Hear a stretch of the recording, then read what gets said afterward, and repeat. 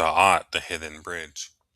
Da'at, often omitted from the tree of life, represents the invisible bridge between the known and the unknown, the finite and the infinite.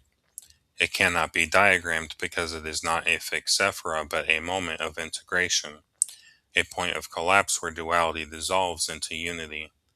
It is not a place to reach but a threshold where one vanishes into the whole, the abyss and the crossing. In Hermetic Kabbalah, Da'at corresponds to the abyss, the rift between the supernal triad, Keter, Chakma, and Binah, and the lower seven Sephirot of manifestation. It is both the veil and the portal, marking the passage from form to formlessness. To cross it is to enter gnosis, to misstep is to fall into illusion, for the unprepared mind mistakes the abyss for the self. The role of Da'at in consciousness. In terms of mind and awareness, Chakma is the flash of insight. Binah is structured understanding. Da'at is their union, realized knowing I am this truth. Where Chakma and Binah remain polarized, masculine and feminine, Da'at dissolves into non-dual awareness. It is not a container but a collapse into unity, not a permanent station but an awakening within the seeker. Once the union completes, Da'at disappears as a separate state.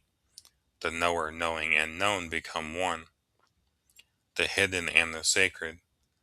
Da'at is veiled because it is the inner sanctuary of consciousness, the place where the divine name rests in silence. One does not speak or touch Da'at, one becomes it. It is the passage from perception to realization, from separation to unity. The eye of the needle through which the soul passes to truly know God, not as concept but as self. Theological and structural perspectives. Kabbalistically, Da'at is sometimes called a hidden or quasi-sephira, not an entity apart, but the perfected state of all 10 sephirot in harmony. It internalizes and unifies the energies of Chakma and Binah into the emotional and manifest realms below, forming the bridge between intellect and emotion, and between the worlds of spirit and form. Through Da'at, abstract wisdom becomes embodied awareness and action. In some systems, Da'at is viewed as the inner dimension of Keter, the concealed source of divine emanation. When Keter is counted, Da'at vanishes. When Da'at is counted, Keter recedes, reflecting their interchangeability as the crown and its reflection in consciousness.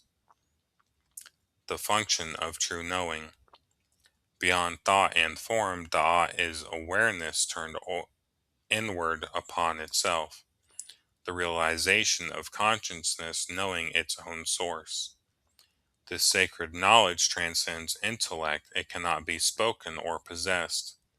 It is the still point where wisdom becomes understanding, understanding becomes knowing, and knowing returns to being.